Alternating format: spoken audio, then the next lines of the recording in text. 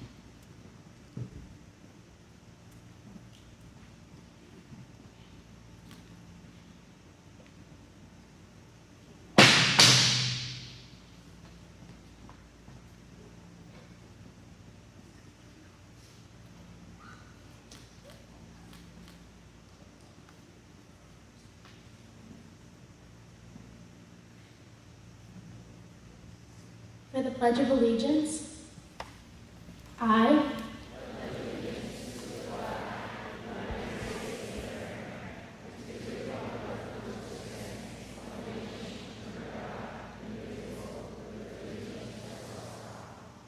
and for the TPS Honor Code, we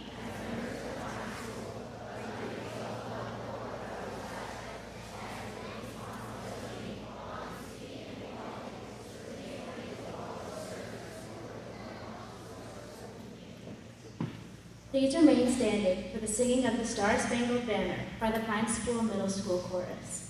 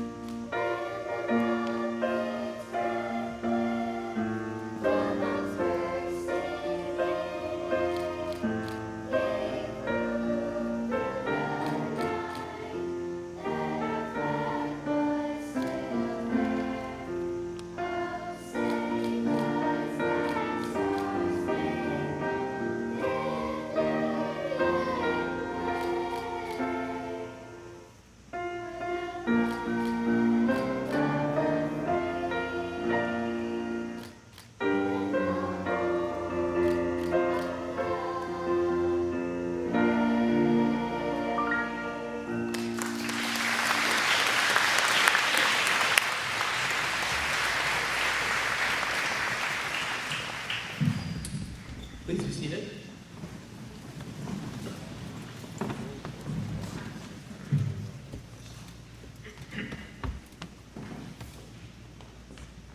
What a beautiful day. Well, good morning. Welcome, students. Welcome, faculty. And welcome, guests, to our annual Veterans Day Assembly. We are here today to honor our heroes, to remember their achievements, their courage and dedication, and to say thank you for their sacrifices. I'd like to take a moment to ask any current service members and veterans present to please stand. We'd like to say thank you for your sacrifices.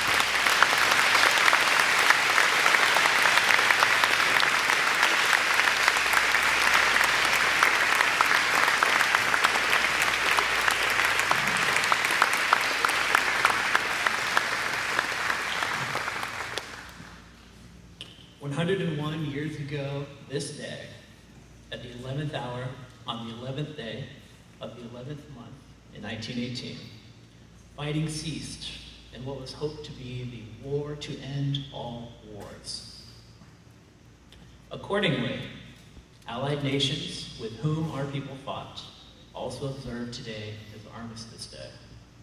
In 1954, Congress officially designated today Veterans Day to honor all men and women who fought valiantly in conflicts in peacetime around the world. While Memorial Day is our nation's moment to honor those who, in the words of President Lincoln, gave their last full measure of devotion and died while serving in the armed forces, Veterans Day is an opportunity to honor all who served, especially those who, like the Roman Cincinnatus, left their military career behind when they put down their sword and picked up the civilian's plow, or more recently, iPad.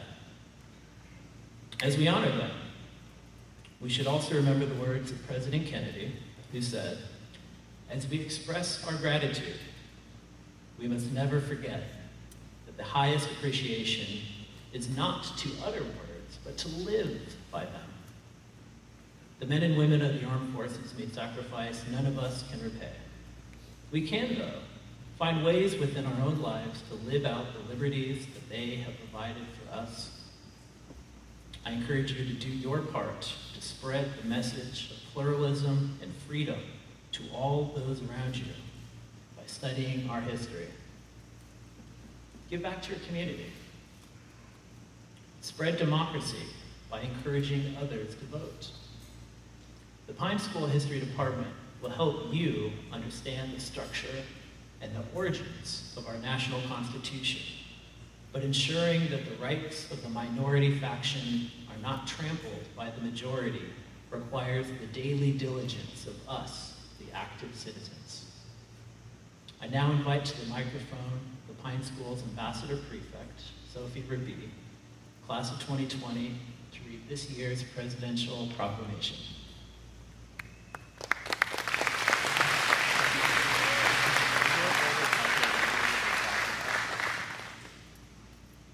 On November 11th, Americans commemorate the service, sacrifice, and immeasurable contributions of our nation's veterans who have proudly worn our country's uniform to defend and persevere our precious liberty. As we celebrate Veterans Day, we pause to recognize the brave men and women who have fearlessly and faithfully worked to defend the United States and our freedom. Their devotion to duty and patriotism serves the respect and admiration of our grateful nation each and every day. We are forever thankful for the many heroes among us who have bravely fought around the world to protect us all. Time after time, throughout the history of our republic, veterans have defended our way of life with integrity, dedication, and distinction. In respectful recognition of the contributions our service members have made to advance peace and freedom around the world, the Congress has provided that November 11th of each year shall be set aside as a legal public holiday to honor our nation's veterans. As Commander-in-Chief of our heroic armed forces, I humbly thank our veterans and their families for their willingness to answer the call of duty and for their unwavering love of country. Today, we pledge always to fight for those who have fought for us, our veterans who represent the best of America. They deserve our prayers, our unending support, and our eternal gratitude. Now, therefore, I, Donald J. Trump, President of the United States of America, do hereby proclaim November 11, 2019 as Veterans Day. I encourage all Americans to recognize the fortitude and sacrifice of our veterans through public ceremonies and private thoughts and prayers. I call upon federal, state, and local officials to display the flag of the United States and to participate in patriotic activities in their communities. I call upon all Americans, including civil and fraternal organizations, places of worships, schools, and communities, to support this day with commemorative expressions and programs. In witness whereof, I have hereunto set my hands this 7th day of November, in the year of our Lord 2019, and of the independence of the United States of America, the 244th, Donald J. Trump.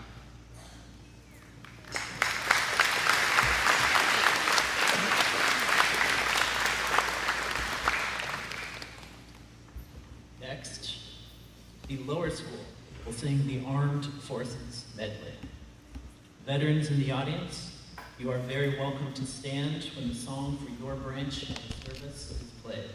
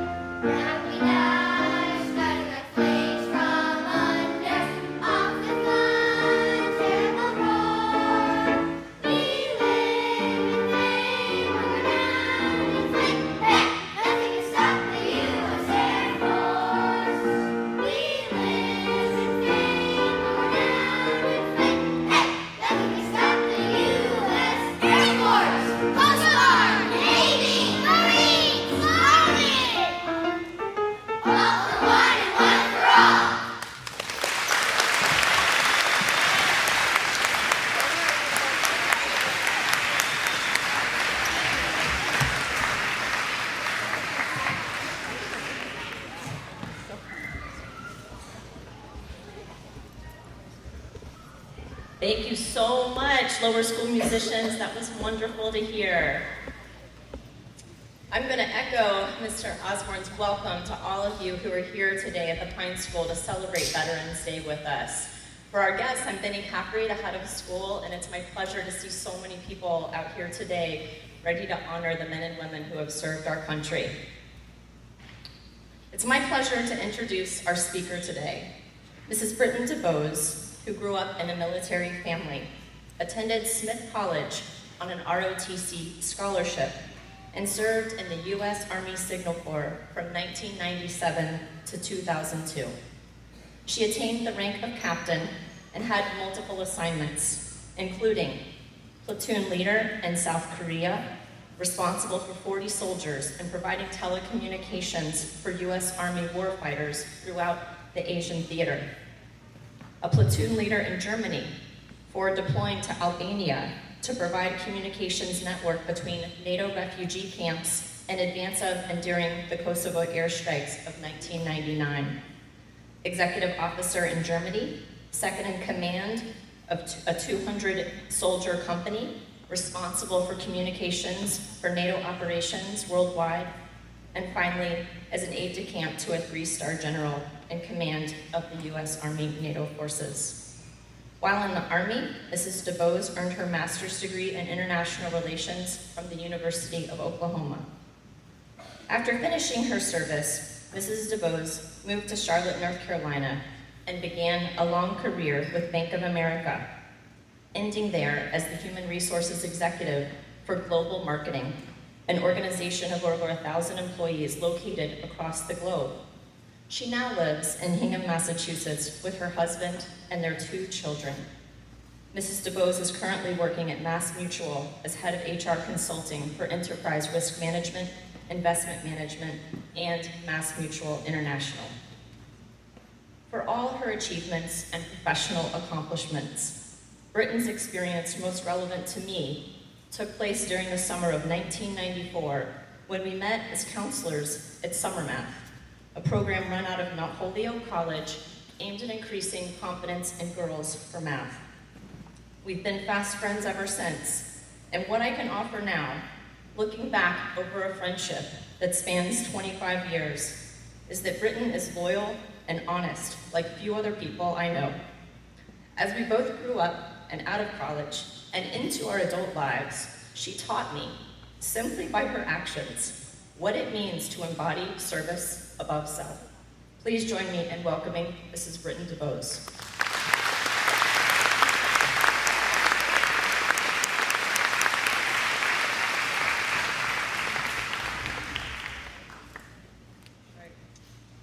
Good morning, everyone.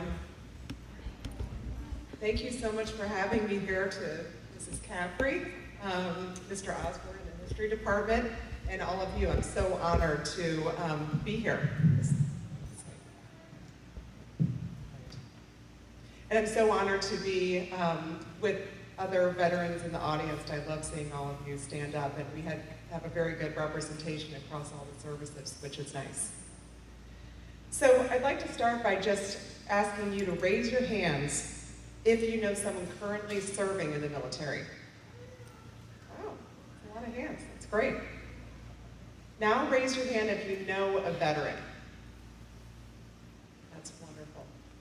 I'm not surprised. I actually did some research in preparation for speaking with you all, and I learned that Florida has a lot of veterans. 20 million veterans live in Florida. That's the 3rd most behind California and Texas when you look across the states. 49,000 Florida residents are actually veterans of World War II, which I find astounding. My father-in-law is a veteran of World War II. He's 93 years old. And I love hearing his stories. More than 500,000 Florida residents are veterans of Vietnam. I know that you have a lot of bases and posts that are active in Florida. So I point all of this out because serving the military, there is quite a legacy of that in Florida. You all should be aware of that and obviously very proud of it. And it sounds like many of you have personal connections. So some of you might be saying, you're impressed by that, you're wowed by that, but you don't really envision yourself in the military. And I understand that. I was in your shoes. So let me tell you my story, just so that you can hear it from maybe someone that you didn't expect to hear it from. So my parents met a long time ago in Germany. My dad was in the Air Force, he was a pilot, and my mom is an American teaching at an embassy school there. They met, and shortly after they returned to the US, I was born. So I grew up in an Air Force family. We moved a number of times, not as many as most military families, but my father was a pilot, and he was often gone. So I have experience being a child of someone serving in the military and also seeing the tremendous commitment of military spouses in keeping the home front up and running in support of them. So as a child, I would go to my father's office Christmas party that some of you may go to, but it was actually on a plane, on a runway, on an Air Force base. That's where I sat on Santa's lap and had donuts and all those other good treats. So despite all of this, despite being around the military, again, I did not see myself following that path until I was in high school, and I really realized that I had a love of learning and I really wanted to challenge myself academically. But I also did not think my parents would be able to pay for the type of colleges that I wanted to attend. So I applied for an Army ROTC scholarship, and I was lucky enough to receive it. And basically what an Army ROTC scholarship does is they will support financially your college education, but you have to commit during college to train and learn how to be a military officer. And then you have to commit to serving in the military after you graduate. So I ended up going to Smith College in Massachusetts, which I loved, and my Army ROTC scholarship truly allowed me to financially afford that. The Army ROTC program was hard. I was not, again, someone who saw myself doing that, but I also knew that I was willing to do what it took to go to the type of college that I wanted to attend. So I had to wake up early when many of my peers were still asleep and go to physical fitness training. And I had to go to a few classes a week, as well as a hands-on lab. And somewhat frequently, I had to spend a weekend doing training. But in those trainings and in all of those experiences, I really was able to challenge myself physically and mentally. I was able to have unforgettable experiences like rappelling down a 100-foot wall face forward. I was also able to build my own igloo and sleep in it on top of a mountain in Vermont, which is definitely unforgettable. It's much warmer than you'd imagine. I learned how to use a compass, read a map, but I also learned how to relate to people of very diverse backgrounds who all had a common goal of serving their country and being in the military. So I share all of that because a lot of it scared me, but it also made me realize how tough I am. Another example I'd share with you is when I was going to the summer boot camp experience. It's obviously very nervous, and you think you could be nervous for a number of reasons. I was mostly nervous because there was a final physical fitness test, and I was afraid I would not be able to do as many push-ups as I needed to do, and they were Army standard, really perfect push-ups. So basically, anytime I thought about that, I would just drop to the floor and do push-ups because I was so nervous. I did a lot of push-ups, but I can still do push-ups, which is pretty great. So it really stuck with me. So fortunately, I passed that physical fitness test, finished my ROTC commitments, and graduated. And the day before I graduated from Smith College, I became a second lieutenant in the U.S. Army Signal Corps. And so the Signal Corps provides communications technology for Army warfighters. So think about satellites, phones, and radios. Before long, I was done with my training, and I was relocated to South Korea. It was my first time in Asia, and I was a platoon leader. Another small story for you that I like to share because it really was a turning point in my life, truly, was on my second day in South Korea, my company commander asked me, well, he didn't ask me, he told me, that I needed to go run a firing range where soldiers were able to practice firing their weapons. And I had fired weapons, but I'd never really run a range before. Obviously, there's a lot of safety concerns. But I just was afraid, and I did not want to be one of those new officers that knew everything. Because I was on day 2, I really didn't know anything. So I let my soldiers mostly run the operation that day. But a very senior, experienced sergeant who had been in the Army for a long time came up to me and asked me to come and step aside, and he asked me, how do you think today is going? I said, well, I think it's fine, but there are probably a few things that I could improve. And then he asked me, well, what would you improve? And honestly, before I could even say, he then asked me, well, who's in charge?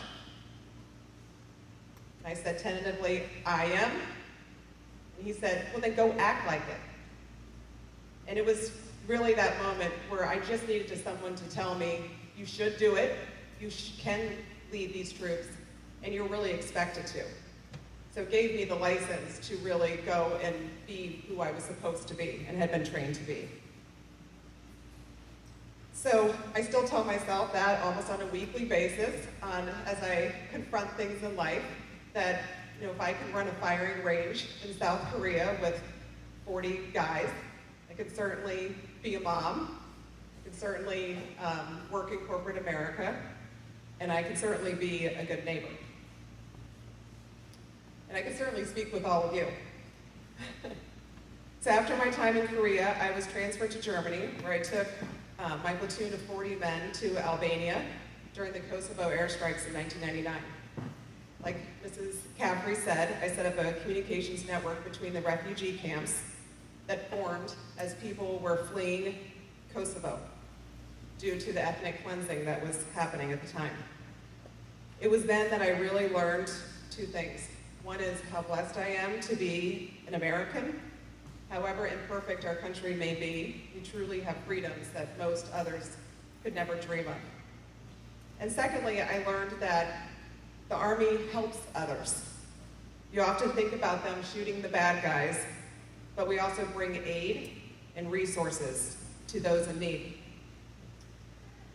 As an example, the communications network that we set up between these different refugee camps allowed soldiers to understand who they needed to protect, and also where to send supplies, medical care, food. And it was so important, our role there, because we literally were protecting people who had put everything they owned in carts that were pulled by goats and donkeys, and they had walked over mountains to a safer place. Something I could never envision myself doing. So really put my blessings in perspective. After this experience, I was honored to be chosen as the aide-de-camp to a 3-star general. I was with him in Slovakia on September 11th. And the next day, when we got back to our headquarters building in Germany, I was really moved when the senior officers of the foreign militaries we were surrounded by visited him one by one to pledge their country's support to the U.S. after that horrible event. After 5 years on active duty in the U.S. Army and raising to the rank of captain, I decided to leave the military. Shortly thereafter, I married my husband, who I met while I was in the service, and is also an Army veteran. I don't have many regrets leaving the military, because I wanted to experience a different life after essentially being in the military in some form for 30 years. But I miss my soldiers, and I keep in touch with many of them. I'm always surprised to see what they're doing in life. They're engineers, moms and dads, DJs, and some are still in the military. Now I'm a human resources executive at a large company in Boston. When people hear I'm an Army veteran, they normally say, I didn't expect you to say that, or thank you for your service, or even most recently, a very senior executive said, that's why you're such a good leader. So while I'm not wearing the uniform anymore, it is still very much a part of me and how people identify me. So I share all of that, but I want to also say that there are honestly many ways to serve your country. You can be in politics and represent your constituents. You can be a policeman or a fireman and keep your fellow citizens safe. You can be a teacher who educates the future, or a priest who saves souls. You can just serve strangers by being kind, like your honor code says. You can even be a good neighbor or a friend or just someone who helps others. But I would really encourage you to consider the military. I learned that your school motto is "that which seems possible is possible," and that is certainly the true in my case. You just have to allow yourself to believe it. So again, you can be an engineer in the Army, you can be a cyber specialist in the Marines, a pilot in the Air Force, a submariner in the Navy, or on a rescue boat in the Coast Guard. Or you could be a nurse or even a JAG officer, which is what my husband was. He was basically an attorney for the military. You'll have stories and experiences by the age of 25 that most people don't accumulate in their lifetime. They can pay for your education, take you to places you never thought you'd go or frankly never knew of, like Albania. And it could put you in the company of some of the most amazing, diverse, giving, and proud Americans you'll ever meet. Thank you again so much for having me. This was a beautiful commemoration. God bless America and our veterans.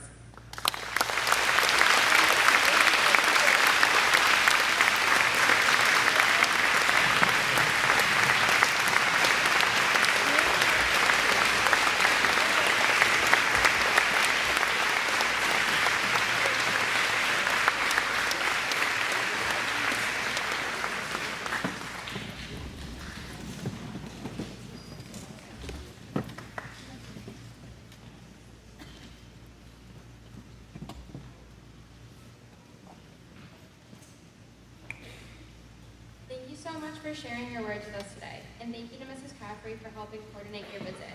Please welcome the Pine Upper School Band, conducted by Mrs. Dorothy Castle.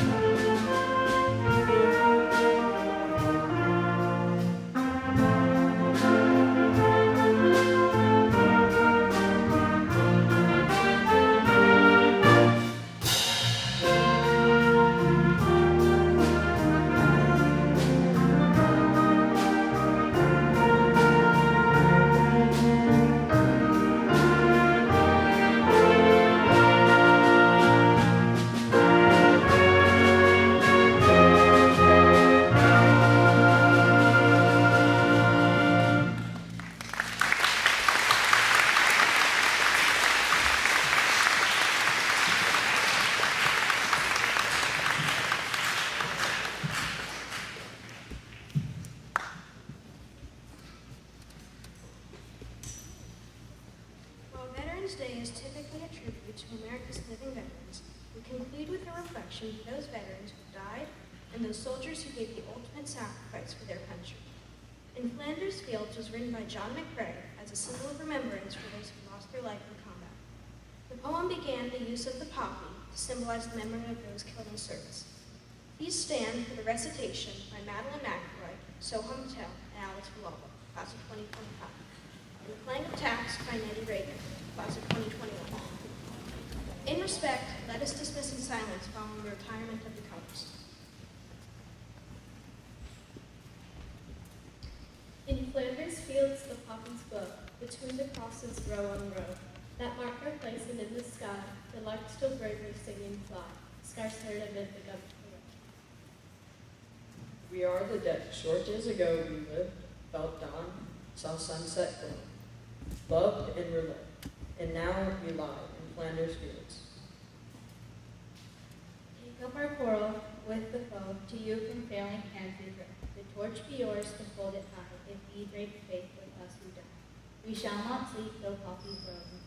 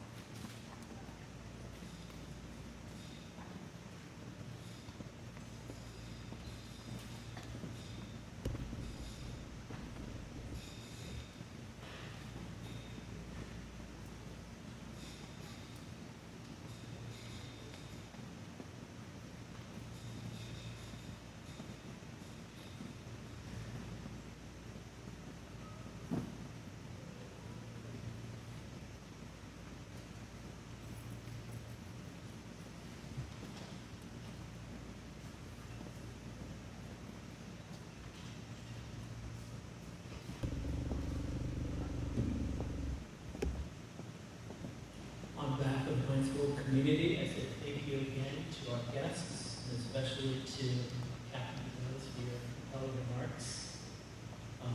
Let us leave this place with a renewed appreciation for those who serve